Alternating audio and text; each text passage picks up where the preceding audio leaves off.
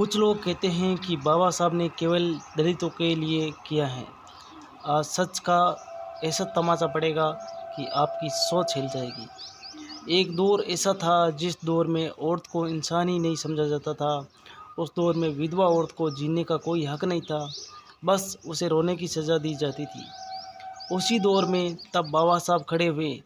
उन्होंने बोला कि विधवा भी एक इंसान है, उसे भी पूरा हक दूसरी शादी करने का है, उसे भी समाज में जीने का हक है।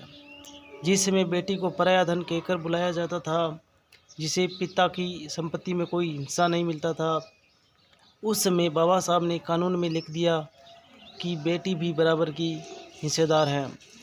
ज़रा सोच के देखो, तुम्हारी बहन स्कूल में जाती हैं, कॉलेज में जाती हैं, वो नौकरी करती हैं और अपने फैसले खुद लेती हैं, किसी का एहसान नहीं।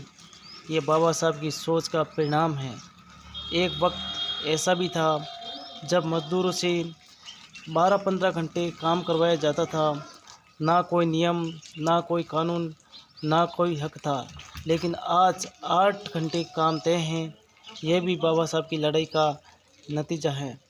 मज़दूरों का अधिकार, महिलाओं की बराबरी, आज़ादी, संविधान में समानता और हर को वोट देने का अधिकार। ये किसी एक जाति के लिए नहीं था, पूरे भारत के लिए एक सम्मान था। बाबा साहब ने एक किताब ही नहीं, उन्होंने पूरा संविधान लिखा था। इसलिए गरीब को ताकत दी और अमीर को कानून से नीचे खड़ा कर दिया।